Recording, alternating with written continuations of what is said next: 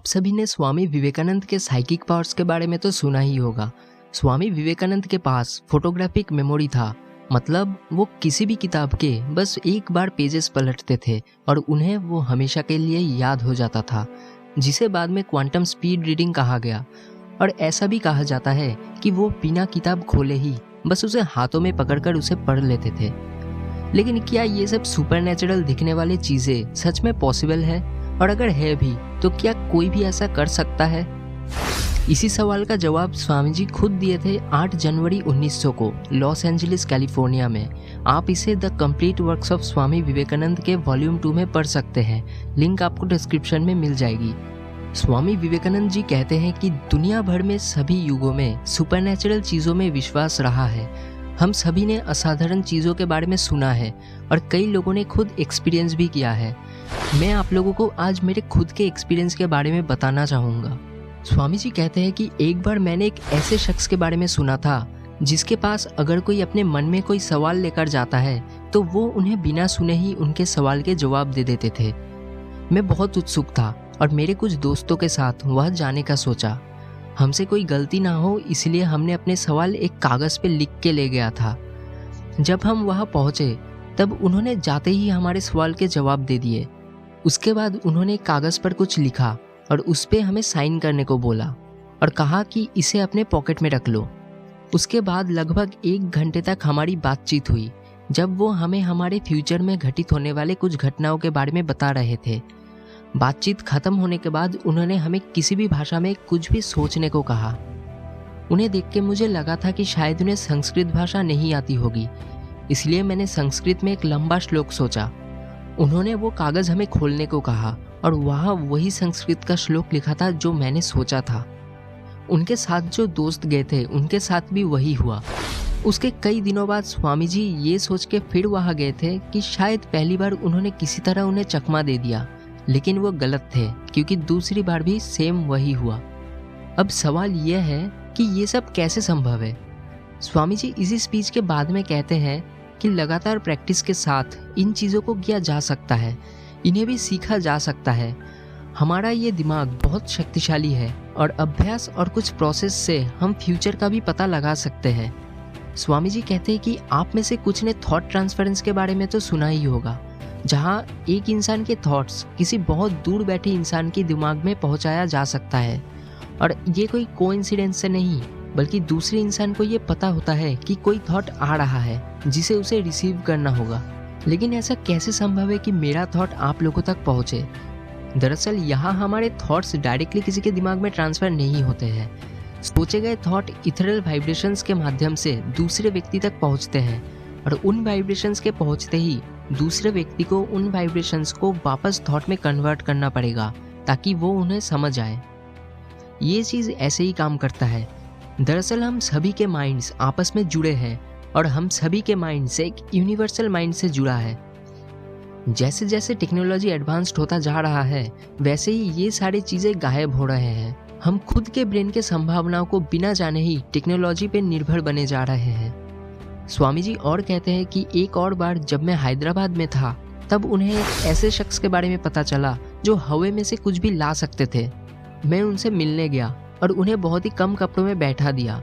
मेरे पास एक ब्लैंकेट था जो मैंने उसे दिया क्योंकि बाहर बहुत ठंड थी। लगभग 25 लोग उन्हें देख रहे थे। तब उन्होंने एक पेपर में कुछ लिखने को कहा। मैं और मेरे दोस्तों ने कुछ ऐसे फलों के नाम लिखे थे जो वहाँ कभी उगते ही नहीं हैं, लेकिन उन्होंने ब्लैंकेट के अंदर से वही सारे फल निकाले जो हमने वहाँ लिखा था। वो फल इतने मात्रा में थे कि उनका वेट किसी बड़े इंसान के 2 गुना होगा। उस आदमी ने हमें वो फल खाने को कहा। तब हम में से कुछ ने कहा कि ये शायद हिप्नोटिज्म है। तब वो इंसान खुद वो फल खाने लगा और फिर हमने भी उन्हें खाया और वो सब सही थे। जब मैंने उससे पूछा कि ये सब कैसे, तब उन्होंने कहा कि ये हाथ की सफाई है। लेकिन कैसे कोई इतनी सारी चीज़ें ला सकता है? स्वामी जी और कहते हैं कि इसमें कोई डाउट नहीं कि दुनिया भर में ऐसे चीज़ें होते हैं जिनमें ज़्यादातर फ्रॉड होते हैं, लेकिन इसमें कुछ तो सही है।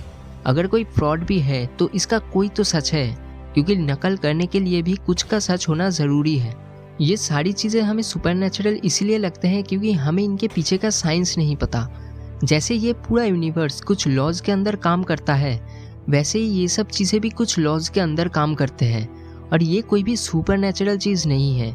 कोई भी इन पावर्स को रेगुलर प्रैक्टिस और स्टडी के साथ डेवलप कर सकता है। इसे ही बाद में राजयोग कहा गया है। हम खुद अपने मन के शक्ति को नहीं जानते।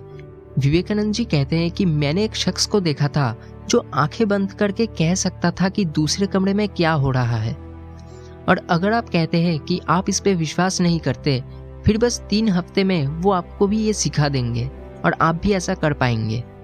तो अगर ये सब चीज़ें संभव है तो ये किस हद तक संभव है? अगर कोई इंसान दूसरे कमरे में हो रहे चीज़ों को जान सकता है तो दूसरे घर का क्यों नहीं जान सकता? वो क्यों दूसरे देश में हो रहे चीज़ को नहीं जान सकता?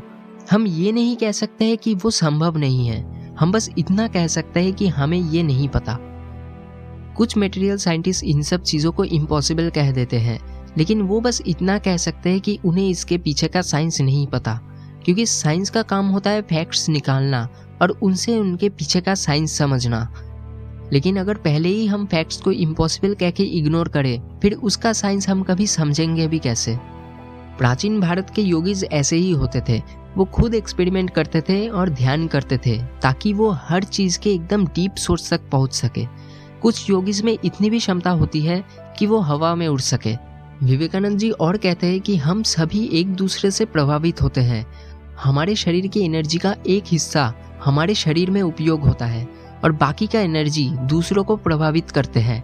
हम सभी एक दूसरे के एनर्जी से प्रभावित होते हैं। फॉर एग्जाम्पल, जैसे एक व्यक्ति आपके पास आए, वो बहुत ही वेल एजुकेटेड है, उसके बोलने का तरीका भी बहुत अच्छा है और आप दोनों घंटों तक बात किए, लेकिन फिर भी वो आप पर कोई अच्छा इंप्रेशन क्रिएट नहीं कर पाया। लेकिन एक और व्यक्ति जो इतना पढ़ा लिखा नहीं है, उसके शब्द भी वेल अरेंज्ड नहीं है, लेकिन फिर भी वो आप पर एक अच्छा प्रभाव डालता है। इससे हमें पता चलता है कि सिर्फ वर्ड्स नहीं है जो दूसरों पर हमारा इंप्रेशन बनाते हैं। बोले गए वर्ड्स, थॉट्स या इंटेलेक्ट सिर्फ 1/3 इंप्रेशन क्रिएट करता है। बाकी 2/3 इंप्रेशन उस व्यक्ति की एनर्जी से बनते हैं, जिसे पर्सनल मैग्नेटिज्म या पर्सनालिटी कहा जाता है। जितने भी सफल इंसान हैं, उनमें ये पर्सनल मैग्नेटिज्म की शक्ति होती है। अगर किसी व्यक्ति में ये पर्सनल मैग्नेटिज्म की एनर्जी आ जाए, फिर वो बहुत लोगों को साथ में लेके काम कर पाता है। एडुकेशन का मकसद इंसानों को अंदर से विकसित करना है, लेकिन आज के दिन में हम बस अपने आप को बाहर से ही डेवलप कर रहे हैं। योग के विज्ञान का ये दावा है कि उन्होंने ये लॉज डिस्कवर कर लिए हैं, जिसके सही स्टडी और प्रैक्टिस से कोई भी अच्छा पर्सनालिटी बिल्ड कर सकता है, और ये उन सभी यूनिवर्सल सीक्रेट्स में से एक है। और ये सब चीज़ भी यूनिवर्स के लॉज के अंडर काम करते हैं, लेकिन ये फिजिकल लॉज के बियॉन्ड है। और ये फिजिकल वर्ल्ड, मेंटल वर्ल्ड और स्पिरिचुअल वर्ल्ड अलग अलग नहीं है, ये सभी एक है और एक साथ एग्जिस्टेंस में है। इन सभी के टेपरिंग एग्जिस्टेंस है, मतलब एक के ख़त्म होते ही दूसरी शुरू हो जाती है। सबसे सूक्ष्म चीज़ है स्पिरिट, या जिसे आत्मा के नाम से जानते हैं, और सबसे बड़ा है हमारा फिजिकल बॉडी। विवेकानंद जी कहते हैं कि हमें लगता है कि बड़े में शक्ति होती है, लेकिन असल में सूक्ष्म में ही शक्ति होती है। अगर कोई बॉडी बिल्डर भारी वजन उठाता है और उसके मसल्स दिखने लगते हैं, तब हम सोचते हैं कि मसल्स में कितना शक्ति है, लेकिन वो मसल्स से बहुत सूक्ष्म यानी कि छोटे नर्व्स है जो उन मसल्स को शक्ति देती है। और वो नर्व्स भी, उनसे भी सूक्ष्म चीज़ हमारे मन, आत्मा शक्ति प्राप्त करती है। अगर हम उन नर्व्स को काट दे तो वो मसल्स काम नहीं कर पाएंगे। जैसे पानी में से जब बुलबुले निकलते हैं, तब हम उसे तब तक नहीं देख पाते हैं जब तक कि ना वो ऊपर आके फट जाए। वैसे ही हमारे थॉट्स भी हैं। हमारे छोटे छोटे थॉट्स में भी बहुत शक्ति होती है, लेकिन हम उन्हें तभी जान पाते हैं जब वो बहुत बढ़ जाते हैं या फिर एक्शन में बदल जाती है। अगर हमें अपने एक्शंस पे कंट्रोल रखना है तो हमें एकदम सूक्ष्म थॉट्स को कंट्रोल करना होगा। अगर एक इंसान अपने मन को कंट्रोल कर पाता है तो वो नो डाउट कि बाकियों के मन को भी कंट्रोल कर पाएगा। इसीलिए धर्म हमेशा एक इंसान का इनर माइंड सुधारता है, अपने मन को प्योरिटी और मोरालिटी से भरने को कहता है, ताकि वो इंसान अपने मन को जान सके और उसे कंट्रोल कर सके। तो आज के लिए बस इतना ही। अगर आप इसे पूरा पढ़ना चाहते हैं तो लिंक आपको इस वीडियो के डिस्क्रिप्शन में मिल जाएगी। और अगर ये वीडियो आपको पसंद आया तो इसे लाइक और शेयर करना बिल्कुल मत भूलना, और ऐसे वीडियोस और देखने के लिए इस चैनल को सब्सक्राइब कर देना। Thank you.